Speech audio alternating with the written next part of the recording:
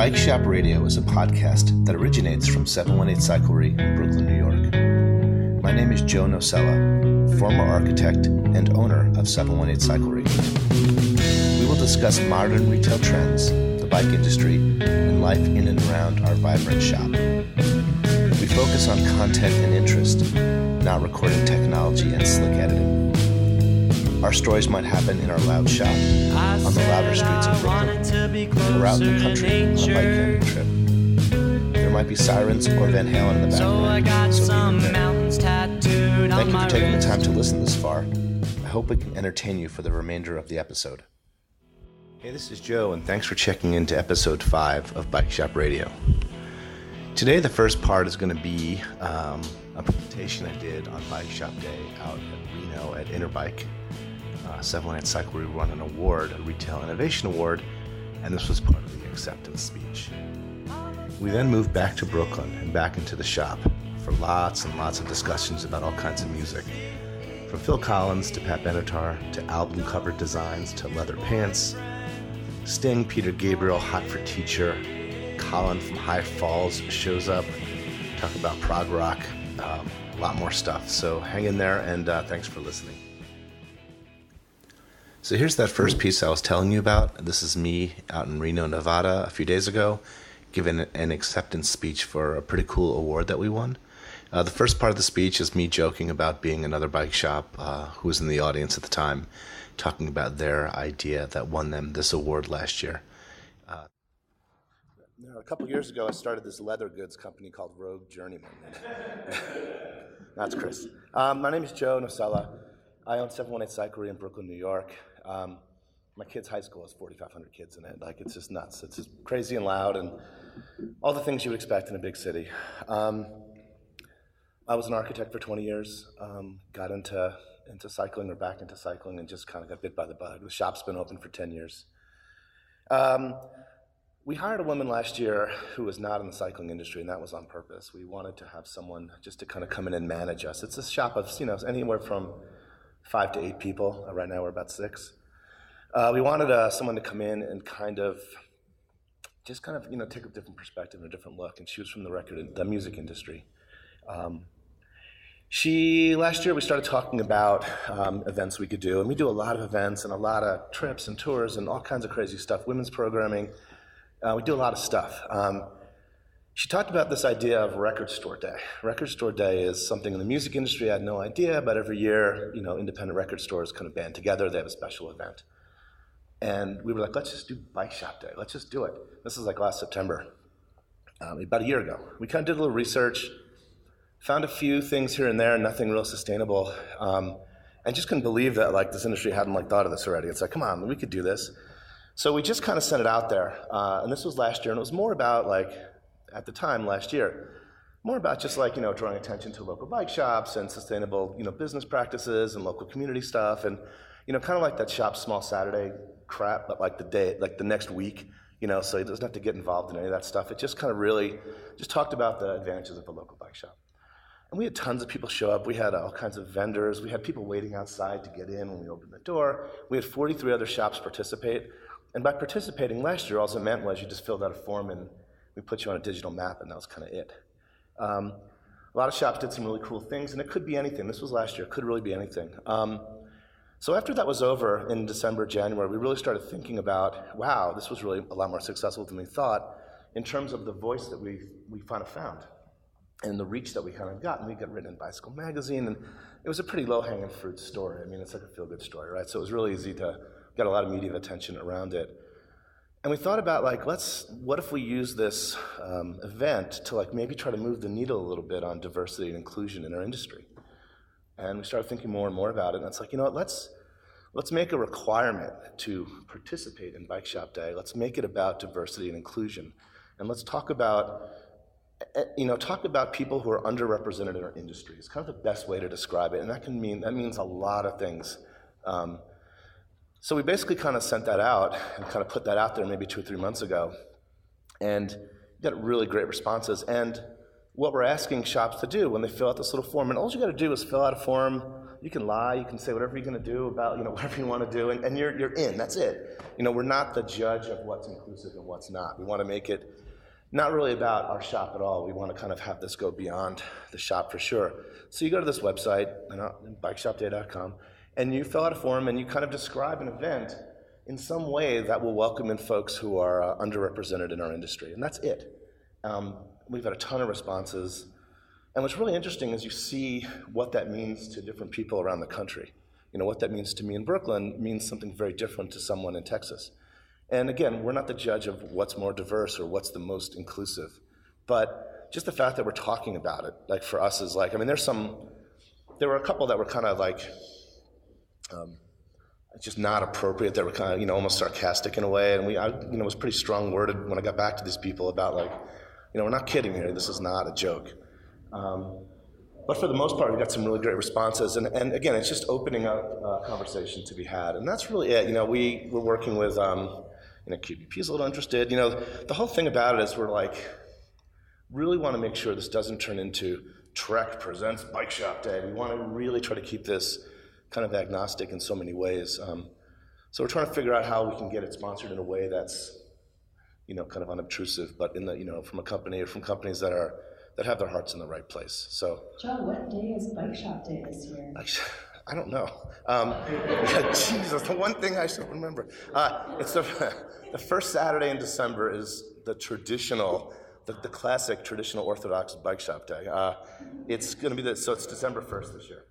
So it's the first Saturday of the month, which gets you past all the Black Friday stuff, all the Shops All Smells, Shop Saturday stuff. It gets you past that week, but it kind of gets you towards, the holidays, and, you kind of add incentives in for, for folks. And again, last year it was more about like, we had like a prize wheel and all kinds of crazy, the band come in, and it was kind of fun, but, as we got through it, as I mentioned, we thought like, hey, let's just use this for, like, again, moving the needle. Let's just talk about moving the needle if we're not even going to move it, so.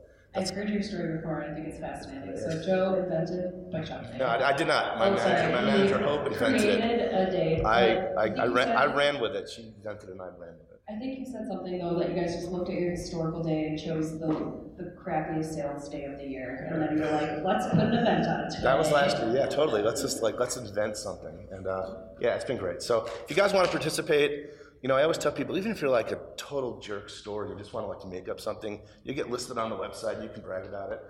So it's like the lowest hanging fruit there is out there. But if you do want to participate, just go to bikeshopday.com, and it takes 2 seconds. Fill out the form, and we get you on the website, and we send you out some stickers and some postcards to kind of promote, and that's it. We're not monetizing it. We're not like selling shirts or selling hats, or we actually give the logo out, and you can do whatever it is you want with it. If you want to make shirts or coffee mugs, or if you need to promote it, it's open sourced. So. Well, I love it. I think it's a great idea to celebrate the local bike shop and go with it, run with it. But right. Thank you so much, Joe. Let's give him a round of applause. Here's an interlude with some great, awesome local music.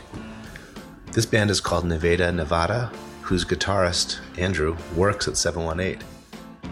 If I'm hedging bets and predicting regrets, will I have some? You'll breeze on through, there is no keeping you or your attention. For seconds you give me attention, you give me everything. Then back to the streets where I'm wringing the sheets, 'cause I love you. I want you to love me more. I want you to love me more. These guys are absolutely incredible and are going on tour very shortly. The 29th of September in Dubuque, October 2nd Ames, October 3rd Des Moines, October 4th Wichita, October 5th Omaha, October 6th Iowa City, October 7th Chicago.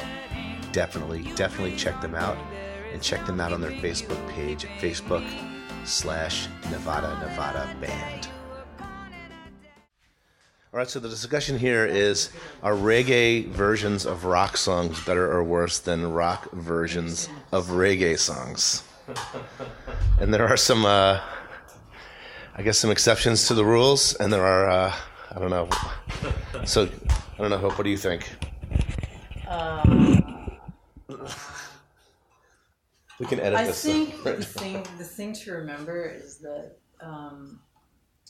I personally I hate when kind of traditional, I guess, white rock musicians try to do reggae songs. I Shot the Sheriff. I absolutely hate it. And that was sort of borderline too, because he didn't really reggaify it. But once you hear, I wouldn't even, and I'm going to say this is all pre-Police more, but yeah, when you hear a rock band, whether it's the Grateful Dead or even the Stones, like doing a little reggae thing, it does bother me. But what Andrew had been alluding to is like a lot of reggae artists like doing. You like better reggae artists? I usually prefer when rock bands do reggae songs to when reggae bands do rock songs. Right. Yeah. I Shot the Sheriff being maybe the strongest pole in that argument. Successful. Yeah. And not that Eric Clapton's, we've talked about Eric Clapton previously a little bit. I wouldn't say that's Eric Clapton's biggest crime. Oh, no. Not by a long shot. In fact, we could probably say, I mean, when I was a kid, like I Shot the Sheriff, I didn't know Bob Marley. Yeah. Like I just knew that Eric Clapton song. Right. So it was a gateway to Bob Marley. So yeah, and so he kind of, he probably helped generate interest in Bob Marley. And probably 75% of Desmond Decker's current album sales could be attributed to The Clash. Oh yeah. I would say, I think that's true too. That's when I learned about Police and Thieves and Pressure Drop. I heard those first as Clash songs, and then went back and researched. Like, wait a minute, like someone else did these songs. And they did that stuff out of love. I mean, the Clash were, all the guys in that band were super into it, especially Simonon. Very into reggae. Yeah. But, used to make fun of it. Like I understand the novelty of things like Dub Side of the Moon and these modern things, and it's cute and everything. It's Jaw Division, which I think is pretty genius. Radio Dread. But as a listening experience, it's not like, man, that's my favorite album of all time, Radio Dread. Well, and that's just kind of novelty rock too. I mean, that's not right. It's almost less about that than it is about like Toots and the Maytals. Country Roads, right, which arguably not a rock song, but I think it's not a two-way street. No. I think the common thing, just my impression from what I've read and heard, like all the Trojan stuff, is like whenever a record was a hit in the UK or America, they would do a reggae version of it. So people like that guy John Holt would always do like the ballads, and then there'd be Police and Helicopters. There'd be all kinds of like, I guess, atrocity. Just because it'd just be because the original sentiment would kind of be taken out of it. I remember listening to like Trojan's got this Beatle compilation, and I thought, all right, there's got to be something that I'm hearing. But hearing these songs kind of missing the sentiment behind them just for the sake of putting in like a reggae beat, it's like well, it's like those lullaby albums you were just describing, the little Einstein, or those like Steely Dan bedtime, whatever. I love there's the a whole Tom world Petty of one. The it's just got the little kind of xylophone of like breakdown. It actually sounds pretty good. I was super into There's a whole world of that nursery kind of like bedtime, put the kid to sleep to cool music. Is that the boomer generation? It's like, our baby's gonna be to rock and roll. Here's a I don't lullaby Ramon style. Right. Yeah. Right. We didn't do any of that stuff. Thinking like that's gonna be the gateway to. They're gonna be cool. We're gonna give them a first name that should be a last name. Yeah. Right. Black Flag onesie. Cool. But yeah, I mean, I guess that was sort of a roundabout. But I'm with you. It's kind of either it's like you'd rather listen to like a real hardcore reggae record, a real tits record,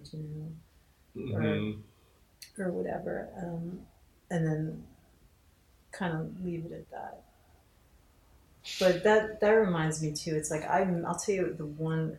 I don't know if it's a genre. The one thing I really miss is like back in the early 70s and late 60s, like all those recordings of when rock and soul were kind of meshed together. Like, because even I love the Isley Brothers, and in the 70s, like they covered Ohio and Really? Fire and Rain, but Isley-fied it. And it's so good. It's just like that kind of thing I approve of. You don't really, like these days you just don't see that. It's just not, things aren't as cut and dry. But, yeah, like Argentina would work all kinds of rock songs into their Always. set and whatnot. And make them better. And just like, but that kind of symbiotic thing is just gone now. It's evaporated in the wind. But yeah. It was just an excuse to talk about the Isley Brothers. I'm a huge fan, so.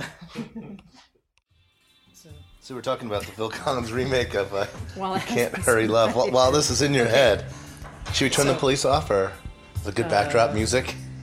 The Police is always good backdrop music, right? I don't know. Is that I was listening to Sting over the weekend. Sting by himself? Sting by himself, yeah. The Blue Turtles? Dream of the Blue Turtles. It's amazing how pretentious he was. It's just incredible, like that he got away with it. Was that the first one after what was the first one after the Police? The first one was there was another one, I thought. What do you mean? The first Sting solo album. Oh, he did so he made a movie called Brimstone and Treacle. So this movie was about, he was played, I think what was this, 86, he was 85? like a lodger in this house. This was the early 80s. So he did a soundtrack to this movie. While he was still in the Police. And in the movie, like, he seduces the teenage daughter, and she's like deaf and mute. I mean, it's really, I don't know. I don't remember it being very good, but he had some solo material. Okay. Yeah. So Phil Collins, right? So Genesis. So let me preface this. I'm sorry. On Sunday mornings I drive to the shop just because I get to use the car for a mile and 10 minutes, and it makes me feel like I'm a suburbanite. But I listen to the music radio, and I get to listen to 10 minutes of the actual radio a week. And the snippet that I heard this week talked about the Phil Collins song "You Can't Hurry Love," which came out in '82, I think. 82. I thought that, I don't know why I'm thinking 82 or 83. And it talked about the song being a remake and not a not a recreation, but just a not a reinterpretation, but just a remix. So he was not creative enough to reinterpret it. He just covered it. And that song was the Supremes, right? Obviously. And that song was a cover of a song called "You Can't Hurry God" by a gospel group from the 50s in Alabama. So we were just talking about Phil's take on Motown. Phil's soul. Phil's soul, yeah. I mean, yeah, because he's like in this progressive rock band, right? With these other two nerdy white guys. Who are awesome, by the way. They're both awesome. But so he wanted to, around I guess like 81, he was really into the R&B and the horns thing, and so he really wanted to get horns on a Genesis record. So is that what I did the thing with Philip Bailey with Earth, Wind and Fire? This is the root of the problem. Yeah. So they made this song called "No Reply at All," and I had like a horn section, and which like effectively like it kind of alienated some people. Like, what's this with these horns? Trying to sound like a. What about the demise of Genesis, the horns? Right. So Phil was really getting into the soul and R&B. He wanted to drag it into Genesis, and as we all know, like horns and saxophone and a progressive rock song, it can't happen. It just can't happen because there's no soul in progressive like Yes and Rush. I know people are going to disagree with me, but. So he kind of trickled them in really sneakily. He was working on his solo record, and so next thing you know, like Genesis recording an album, and he's got like the Earth, Wind and Fire horn section. And he didn't tell the guys either. He's like, no, we're done, and he snuck them in at night. I vaguely remember people being like, "What the hell is this? This isn't like Genesis." But what he did is when his solo record came out, that's when he started really getting. Because there was a lot of back and forth. It was hard to know like Again. what was the difference between Phil Collins and Genesis. There was a point where there was a lot of not live stuff, but solo records and Genesis records, and really one and the same. Like they really overlapped a lot. Yeah. So he started getting into the horn thing. He befriended Philip Bailey. That's how all that started. That's one of my favorite videos, by the way. Easy The Lover. video. Do you like the scene where they're Phil's dancing. like shaking his groin, and there's Philip something- Bailey's just standing there laughing? There's something really endearing about that. I don't know. It seems like he's really excited about the whole process. I love that video. I really, really like that video a lot. Helicopters and Yeah. Oh, that's right. Helicopter. And you don't really know, like, Philip Bailey at the time wasn't a person you could pick out of a crowd and understand who that was.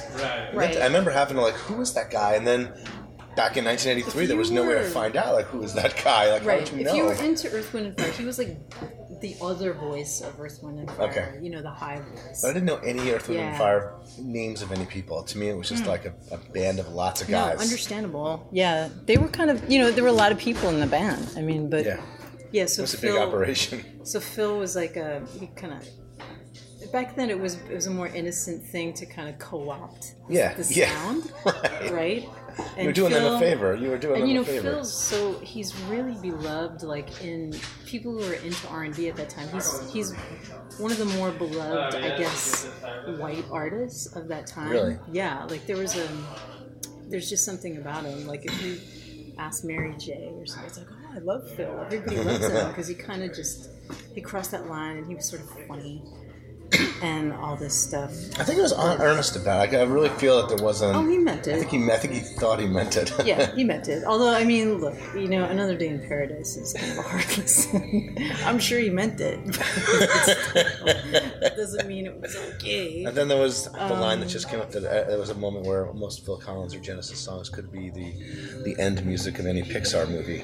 Yeah. It just kind of became just. Well, I think that's because that's what it. The thing about all that is Phil's first solo record, his second solo record, that was drunk divorce Phil, okay? That was Phil relationship problem Phil. And then he turned into like the life of the party Phil, the court jester, perky Phil. What albums are those? Pants. That would be like No Jacket, and then Everything Forward, which got more and more. Dana Tyler. I use the word anemic because that's really what it was, and I loved that first Phil solo record, even Which was without the first one? Face Value. Right. Even though I loved Phil Collins so much, I used to sit and draw pictures of him in my sketchbook. That's how much I loved him.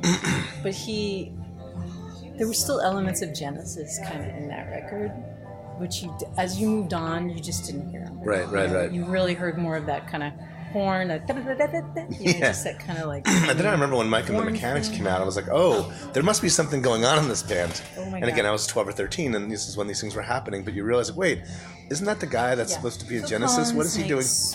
Mike and the Mechanics make Phil Collins sound like Motorhead. Okay. It's like, I did. Mike and the Mechanics makes Genesis sound like Motorhead. And look, it's hard not to like. They had a song called "Silent Running." Yeah, wasn't that the name of the album too? Can you hear me? Yeah, that was the album And then cover. the other one they had was a dad song. Yeah, some trippy dad song. Yeah. The Living Years. Yeah. Which it committed the cardinal sin because it had a children's choir at the end of it. Which is like, God, that's right. You got to be careful with the children's choir, but every now and then I get the impulse to listen to that song, even though I don't understand it. Right. So let's talk more about this Pat Benatar album cover, because I don't know this album cover. Let's pull it up. So Get Nervous, which is, I think it came out in like 83. Now Pat Benatar, she came around just as MTV was kind of getting big, Perfect so she had storm. to find her inroad. Yeah. So but it's just a great portrait. yeah, She looks very nervous. She has extreme makeup. Let's pull it up. Can you pull it up real quick? We can talk about I'm it. going to pull it up and talk Yeah. about it because we should be doing work, but we're talking about Pat Benatar albums, which is more interesting. I would also argue it might not be her best album. Well, album cover, though. That I was would where this argue started. it's not even her It's not even, second best it's not album. even one of her albums. Okay. But as far as record covers go, I've always really liked this photo. It's one of those things you just don't forget. I guess it's kind of like. Oh, gosh. I know this one. I guess it's kind of like. Oh yeah, there's the weird Van Halen crosses Jump. in the font. Yeah, there was a video that went with it. too. Yeah, Can you yeah, blow that yeah. up a little? Yeah. She has a pin. The It's like pin a- is there- confusing too. There's a What straight. is Obviously, the this is a button straight that's on it? jacket. Straight jacket. This is. Yeah.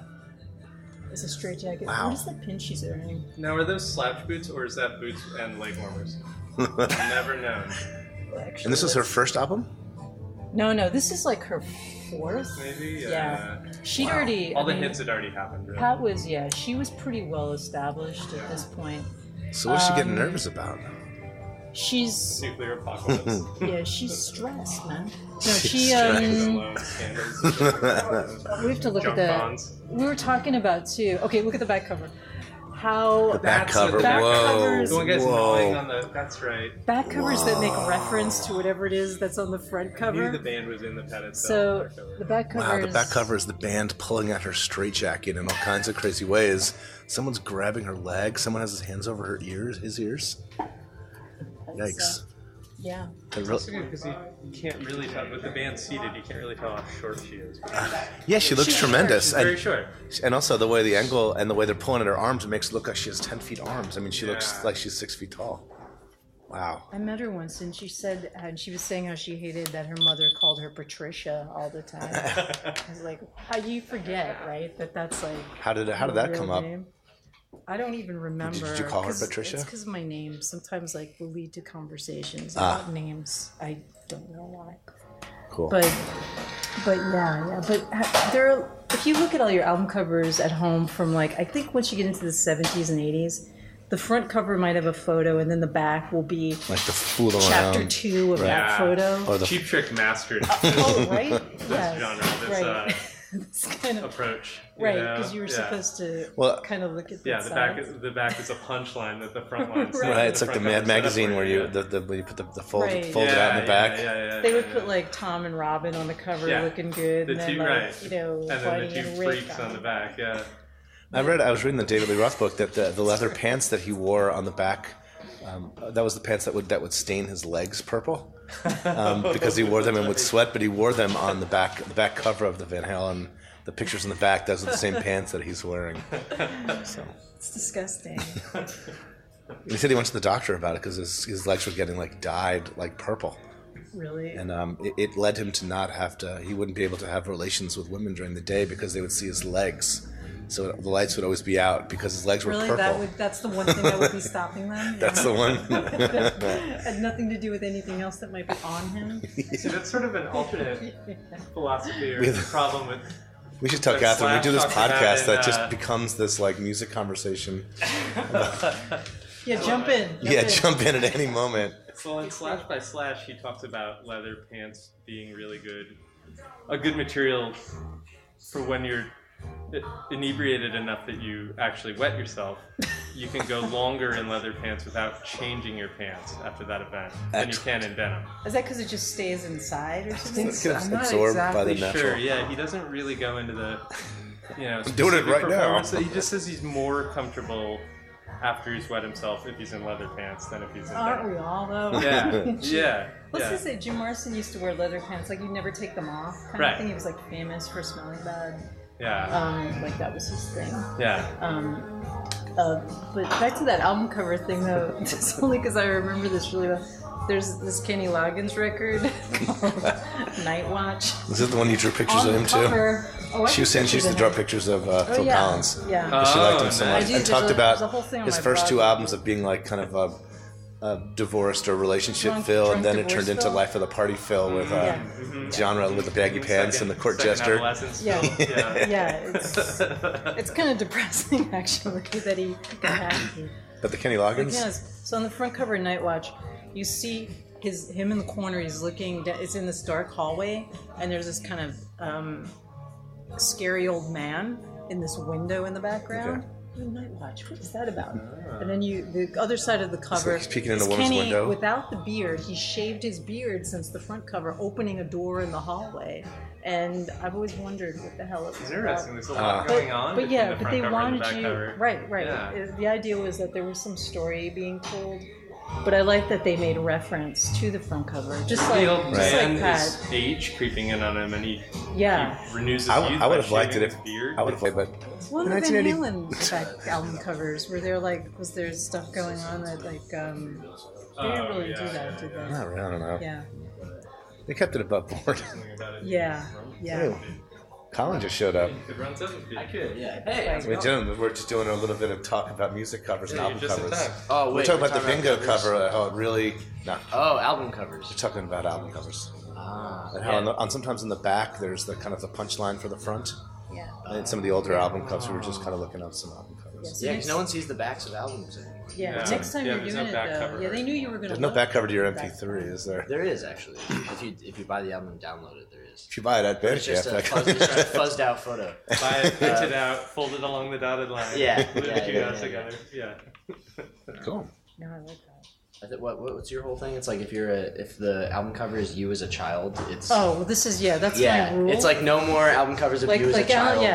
This is Wait, that's okay. that's a thing? No. Yeah, it's like kid If you go photos. into Bandcamp or SoundCloud, a lot of artists seem to think it's cute to put like pictures from their childhood or baby pictures. Everclear as has. the I think album Everclear cover. has one of those going It on. was okay every once in a while. Big Not Thief suffers yeah. from this. Yep. Because By a lot, what you want to say is like the unfortunately. only one that thinks Great that's records. cute Is your is mom? you and your parents. The rest of us don't. I automatically won't listen to something if I see it. Matthew Sweet, 100% fun. I Is, know, right? Picture of him as a kid. Back then, or there's one, Courtney Love. She's like, which record is it where she's on the back as a little girl? It's really Oh, yes. cute. Yeah. Oh, that's like but one of the back whole records. then, Yeah, it that's was sort of Pretty on the novel. Inside or whatever. Yeah. But now it's just like, Courtney is No. a cute kid, though. no, you weren't cute. You were only born in 1997, so you definitely not. All right. How do these Yeah. that are Right. just playing chicken with each other right now? Yeah. It's not, well, basically, we'll give Paul Matt Phoenix's phone number and just be like, Yeah. call us when you all work it out. We'll wait to hear whatever. Yeah, you wouldn't want that us be to build great to in. get customers calling each other They could hit when each work other is with late? wheels. Yeah. So Can we that, do this with Twitter or something? what's that? What's the not Scratch? What's that software that people use now? That's for Yeah. Snip. No. yeah, exactly. Colin must know. Colin, what's the software people use to kind of communicate as teams? I have an Is it Kid? No, it's like hashtag. I want to call it Scratch, but it's not Scratch. Slack. Yeah, Slack. For offices. Yeah. That's yeah, so Slack. last fiscal quarter. So we were talking about. Oh, who is this guy? This guy is Jay-Z. Oh, Jay's. Yeah, Jay-Z and Gang Near Bottom. So we were talking about the Van Halen "Hot for Teacher" video. Let's get back to that because I don't want to miss this. How wildly inappropriate it was then and now. Well, But- I'm really bringing it up just because of the child band reenact- being portrayed. Yeah, The child reenactors portraying the band, which The has youth never actors. been done before. Yeah. I don't think, nor again. Hope you think of any instances. It's almost like a. It kind of allows them to be leering like fifth graders that they Yeah, are, they're- and right. it's like they get to. Yeah, I mean that's the maturity. It's not level them leering over this depicted. stripper teacher. It's these fifth graders. Yeah. Well, It's yeah, still, I mean, it's still in a which makes it takes worse. place in a classroom. though. yeah. Yeah, in a school. I mean, there's a school that they rented out to do this. Well, and I think I don't know. I have to go back and look scene by scene, but I think every moment where the teacher is bikini clad and strutting around or whatnot, I think adult Van Halen are in the classroom at that Really? point. Yeah. I don't know if Gosh. I think they don't have a lot of scenes where it's kids leering at adults. Yet it's Right, the 'cause- scene that everyone remembers. Well, it's I the think one they scene where separate she them by time, just briefly. where she jumps up on the table and like the first big reveal, if you'll, or the She unreveal, takes her glasses off. Yeah. and there's like confetti and everything, and everyone just goes bananas. But I never maybe watched a woman take her glasses off the same way again. I could You know be this- wrong you know about this video? though. There could be No, I know. children. Yes. There could be children leering at adults. that's a really good way to like really look at it scene by scene to really make sure that like child labor laws weren't just like this whole idea No of. problem. It was during the day, right? So Yeah. they were clear. And also, if you look at the dance scenes, apparently I've read about how hard it was to Dave trying to choreograph the other three to do like a maneuver that was similar, and their They dancing spin? scenes. They do a They do a whole thing, and it's. Yeah, and they're terrible it's- at it, but it's Oh, yeah. charming. But no, but Right, yeah, it's it's sort no. of- I see. I went the other way, where I thought it was charming, and then once I learned more about it, I realized how terrible it was. Like they're probably drunk off their ass, but Yeah. terrible. Like falling over each other, and it's just I went from charming to not liking it. Yeah, watch that after you've watched like Little Red Corvette, and you'll see just how bad it is. Yeah. Prince Yeah. does it in like 5 seconds. Yeah, You know, yeah. it takes Yeah, those guys can't. Yeah, it takes 10 minutes to do it. Prince does in And 5 this is seconds. album 6, so they're like as deep as they're gonna This get is into, as good. like alcoholism and yeah, Awesome. chemical dependencies. Yeah. Having said that, I love that video. I Yeah. just think it's iconic. What's that? The video? Hot for Teacher. It's Yeah. just, I mean, I hate to, there's all really kinds of, I mean, in today's world, It's certainly just- there's lots of issues with everything about it. Every song is a stalking song, I've realized. You know what I mean? Like, there's really, we're not free of, it's just. Except for Sting's "Set Them Free," which was his response to "Every Breath You Take," because he considered that too creepy. Everything we see that we want to possess. Yeah. Which Well, I like how this podcast is turning into a music podcast, which is great. Under cover of a bike shop. This is the thing, is like, once you get going, the Oh, yeah. tangents begin. That's all- It's it's really kind of a hard.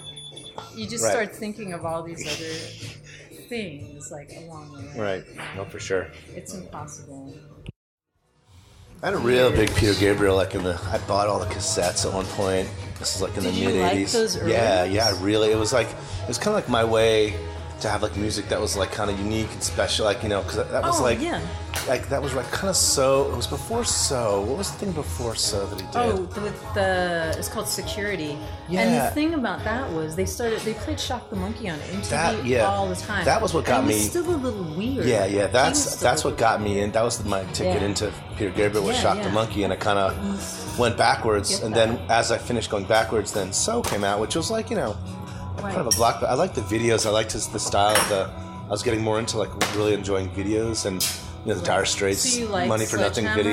Sledgehammer? Just you the were down visuals with and the Dire Straits Money for Nothing video is probably one of the biggest influences of my professional career. Just seeing that 3D animation and being like, holy shit. time, it seemed Oh God! I mean, it became a joke. Like later in life, we would, if you did a bad animation, someone would say, "Hey, that's the Dire Straits video," as a joke. Like that's how bad that video looks. Or that. Did you buy a Dire Straits record? I didn't buy it because it was on MTV all the time. No, I didn't buy it, but I really enjoyed the. I liked. There was even parts in that video where they superimposed like the actual video onto like a TV. The way they rotoscoped that, and that was just like so amazing. Like I was so blown away by the characters that they were kind of talking, but they weren't really talking. Their mouths were moving. Really state of the art at the time. Yeah, That's it- the funny it part is really- they look back like on Mac's headroom, and it seemed like it was Right, and then you start thinking of the stuff now, how the stuff now is going to look so dated in 20 years. And it's like, no, I couldn't possibly. Everything looks so cool and modern right now. right. That video, and then with Sting at the beginning, the whole collaboration there, yeah, the that was whole. what sucked me in. And I think I told you, so I was listening to If You Love Somebody, Set Them Free over the weekend. I was thinking about the video and how bad it was, and how it's just like, talk about state of the art. They just had different stains kind of turn up. Oh, right. I was like, Yeah. whoa, look at that. Yeah, there's more than Stings. one. Yeah. Remember the Yes Like, video where they that made was like a- 21 different versions of Leave It? When was it? One was far more than. That's right. Yeah, it was. He's wearing his. Police videos weren't. The videos, like, I know everything she does is magic was that whole, like. Well, they filmed all those in the same day. Yeah, like there was before Synchronicity, they kind of like jammed a lot of Yeah. that stuff into actual film, and it wasn't like really made in the video format, Right, Whereas Synchronicity right. was a package, like this is the video, and this is Yeah, the that deal. was. I guess that was the first intentional, because I do remember, like, for "Don't Stand So Close to Me," there was like this terrible. There's another thing that couldn't be made today, right? Right. Like he's teaching in a high Yeah, school. and he like lowers his glasses down and like looks. Right. Awful. And actually, I remember me and Colin were talking about the what's the video where he runs around when he knocks all the candles over? It's Wrapped around your finger. wrapped around your finger. And I was telling Colin, like, oh, you got to see this video, man. And the way I remembered it was certainly in a certain way that was a lot more majestic than the actual seeing it again, because I hadn't seen it for 20, 30 years. So we watched it one day here, not too long, maybe a year ago, and you can like see like the stage in the back. It's not like this whole it's not as magical. And there's also what struck me is that he's running around in bare feet on a lot of melted wax on the floor. It's a mess, and it looks kind of dangerous. But it isn't. Yeah, he's like walking on glass, right? He can just do it. Nothing that Sting could do. It wasn't as. It was kind of like almost like him in a slaughterhouse, like chopping away those candles. It wasn't as majestic like a knight slaying. He wins prizes for using Mephistopheles in a pop song, you know. That's why I loved him. You could tell he like read a few books. You know, if it wasn't for him, I wouldn't probably have known what Lolita was. I mean, right. So he was a retired teacher, but he was still teaching us all. Right. Teaching us all. He never about stopped someone. teaching. He never retired. Never. I mean, sure. I like how this is all in the background with Phil Collins in the background of this conversation. Fantastic. God, I gotta get some bike stuff on this Bike Shop podcast, and we gotta talk about bikes. You can like edit. Maybe I'll make some stuff up about bikes or something. Look at that red one over there. That bike has 2 wheels. Whoa. You know what you could do? You could do your cargo bike 101. Well, you can make it interesting. I mean, I know it's kind of. But this is far more interesting than bikes. Yeah. I mean, all the conversations that all of us have about music are far more interesting than the conversations we have about bikes. It's like buy this wheel. You buy that wheel? Yeah. It's a cold case. Well, that's it. That's the end of episode 5 of Bike Shop Radio. Thank you so much for listening, and I can't tell you how easy this all goes together when you're talking about things that you find enjoyable with people that you find enjoyable, and that's what we have at the shop, and also what we find in the bike industry, if you look hard enough, actually. Remember, the music at the beginning is High Falls. Check them out on their Bandcamp webpage. The music you're hearing now and also at the interlude is Nevada, Nevada. Please check them out at their Facebook page, Nevada, Nevada Band, and check them out on tour late September, early October in the Midwest. If you want to hear more about Hope's wisdom when it comes to music and some of her hilarious stories and incredible writing on the topic, check out her blog, pickinguprocks.com. Some pretty amazing writing about the music world. And if you like what you hear and want to support us at 718 Cyclery, head over to our web store at www.718c.com. You'll find lots and lots of cool stuff, bike related and not, but some unique things that no one else has, some real quality items. Thanks again for listening, and we'll talk to you very soon.